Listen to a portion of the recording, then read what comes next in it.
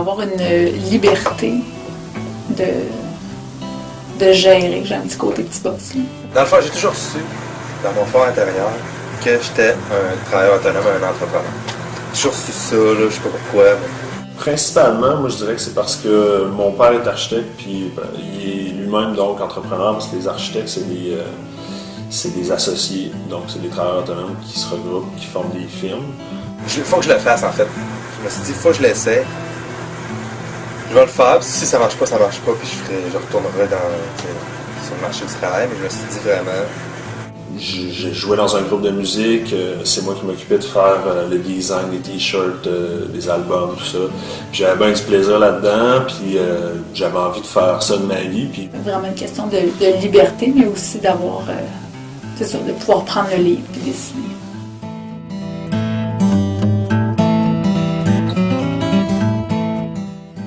Les avantages, c'est sûr que, comme je disais, tu as une liberté. Fait que tu peux choisir...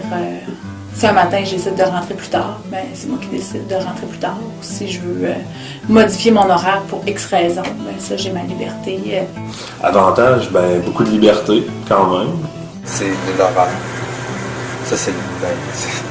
Tu peux jouer avec ton horaire. Je peux, c'est ça, tu peux choisir un peu la voie que ton entreprise peut prendre. Quand quelque chose fonctionne bien, ben, souvent, c'est toi puis nous, c'est une petite équipe ici. Là, c'est toi qui es responsable de ça. C'est pas, tu peux prendre beaucoup de crédit pour les bonnes choses qui se passent. Là.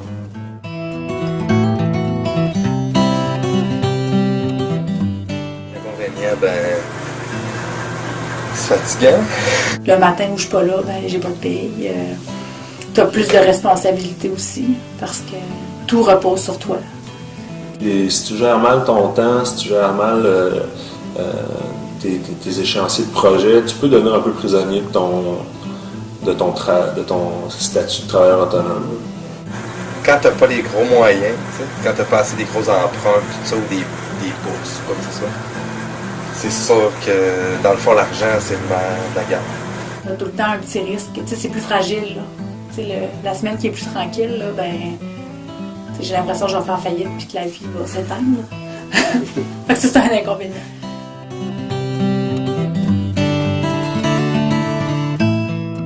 Financière, les premières, je pense, là, parce que tu veux te faire connaître, il n'y a personne qui savait j'étais qui, puis je faisais quoi. Fait que si tu veux te faire connaître, ben il faut que tu investisses. Mais si tu n'as pas d'argent pour investir, ben tu peux pas investir. Ouais, c'est ça, là-bas, c'était la part de financement, là, je te dirais. Là.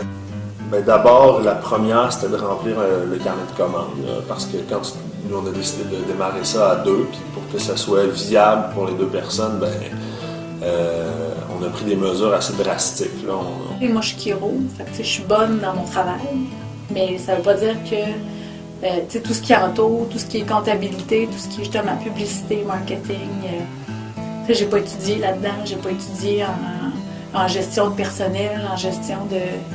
Fait que quand tu es à ton compte et que tu as ton entreprise, ben, ça fait partie de tes tâches journalières aussi. Hein. Moi, j'avais calculé que le temps que je vais passer à tout faire la paperasse, puis tout aller faire les demandes à droite, à gauche, puis tu sais, travailler sur le dossier pour faire 2000$, moi, je me suis dit, je vais travailler dans mon entreprise directement. Je vais créer, je vais aller vendre mes trucs, tu sais, puis je vais faire 2000$ dans le même temps, t'sais. Fait que moi, j'avais choisi ça, mais tu sais, c'est pas toujours... je te dirais que ça marche pas à tout coup, là. Une fois que le carnet de commandes s'est rempli, ben là, ça a été de gérer une certaine croissance, parce que là, il y a de plus en plus de projets, puis à un moment donné, ben, il y a trop de projets. Fait que qu'est-ce que tu fais avec ça? C'est pas simple de passer de 2 associés qui comptent pas vraiment leurs heures à un employé qu'il faut que tu t'organises pour le rentabiliser comme il faut. T'sais. Sinon, ben, tu deviens perdant. Fait que ça n'a pas été nécessairement facile.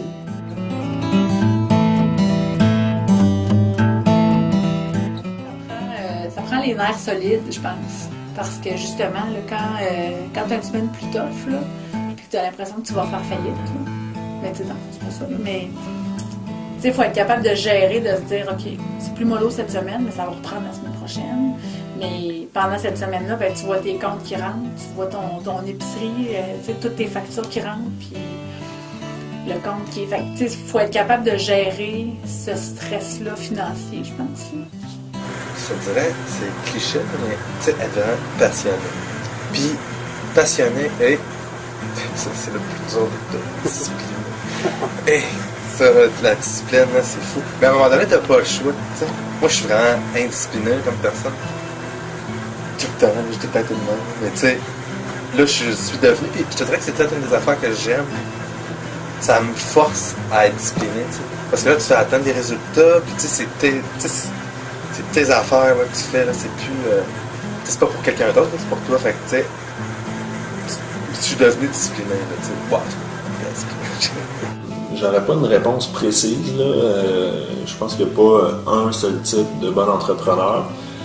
Peut-être que ça prend un mélange de plein de choses. Moi, personnellement, je pense que ce qui me rend service, c'est d'avoir j'ai un côté méthodique qui est acquis, qui n'est pas inné.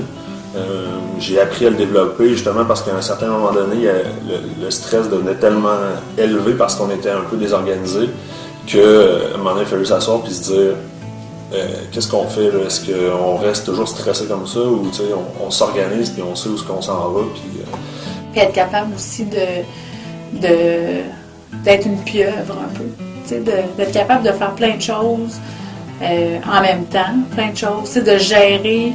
Récemment, j'ai une secrétaire qui est partie. J'étais dans le jus parce que j'avais plein de patients.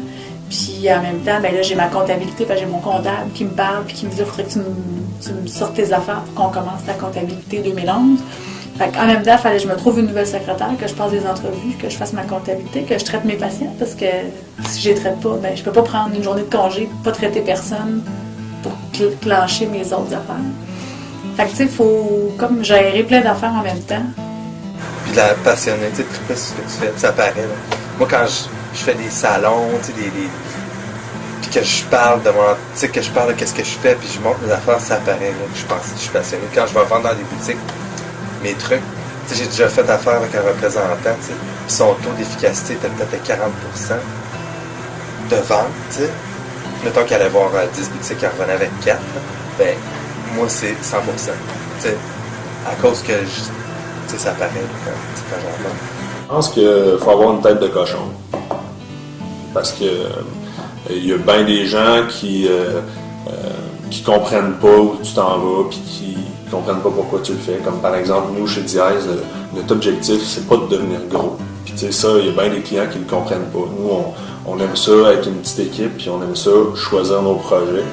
Mais ça, plein de gros clients là, qui comprennent pas qu'on refuse un mandat qui serait super lucratif parce qu'on n'a pas le temps.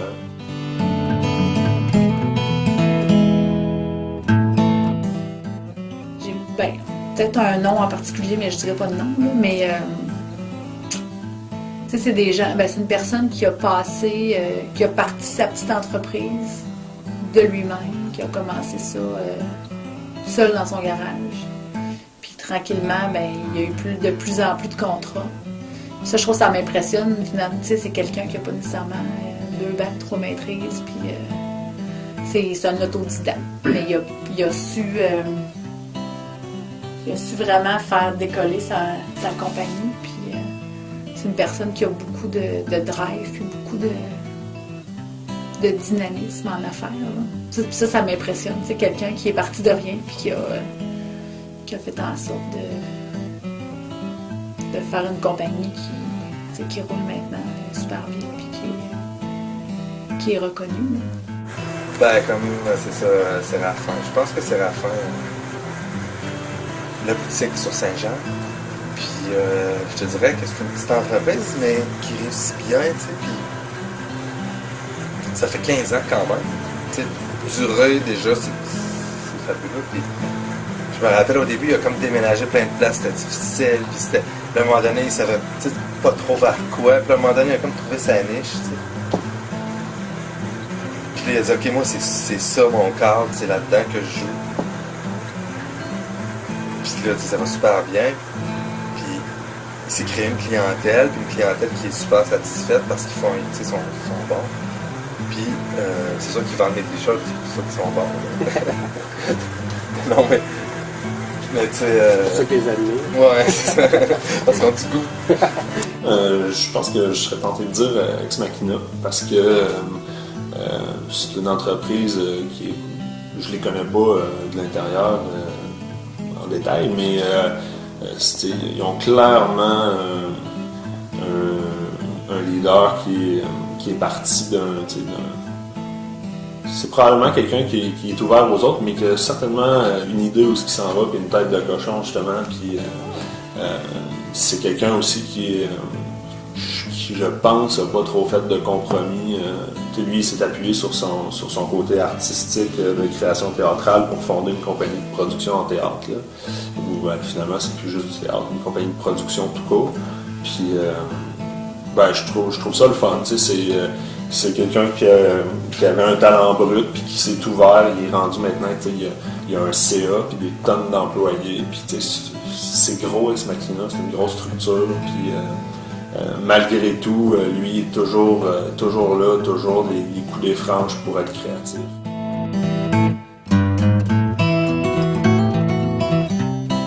Ça serait de pas avoir peur de s'organiser puis d'être très méthodique dans ce qu'on fait, parce que c'est le fun, tu sais, un esprit, en tout cas moi je suis graphiste, fait qu'un esprit créatif a quand même besoin d'un espace de brouillon puis de chaos pour créer, c'est le fun, mais il faut juste pas que ça s'étende partout, tu sais. Ben, tu sais, si tu y crois, là, je te dirais, tu sais, c'est d'être persévérant, hein, parce que c'est ça que une journée est une victoire, le lendemain c'est un coup de poing, tu sais. C'est non-stop de même, là. Ça fait ça, là. Tu sais, des fois, là, tu te dis, t'arrives, j'ai plus une scène, là, tu sais, comment je vais faire pour payer, tu sais, mon téléphone, hein.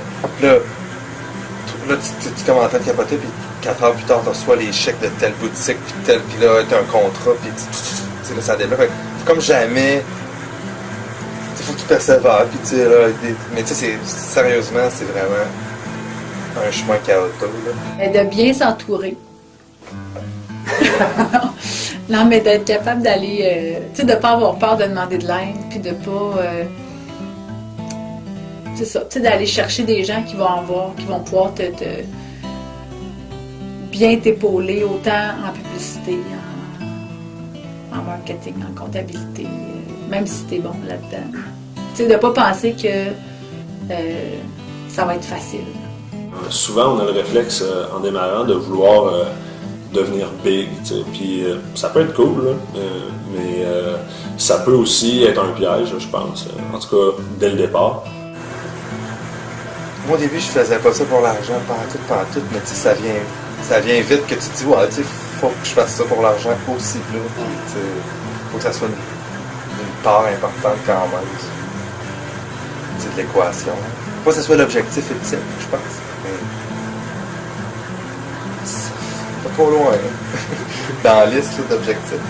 Je trouve que d'aller chercher de l'aide, d'aller chercher des mentors, des gens qui vont travailler dans d'autres domaines que toi complètement, mais qui vont pouvoir avoir un œil nouveau sur ce que tu fais, puis de ne pas avoir peur de demander de l'aide, de ne pas avoir peur d'aller chercher un peu de conseils ailleurs. Il y a plein de places à Québec où tu es capable d'aller chercher de l'aide, puis de ne pas avoir peur non plus de sortir, puis d'aller... j'ai fait beaucoup de 5 à 7 d'affaires au début, là j'en fais moins, mais c'est le fun, ça te permet de rencontrer des gens, de te créer un réseau qui va aussi t'aider à passer au travers, mais à t'amener, c'est ça, d'autres idées, puis à te booster quand c'est un peu plus down, puis à te féliciter quand ça va super bien, quand tu as des bons coups aussi.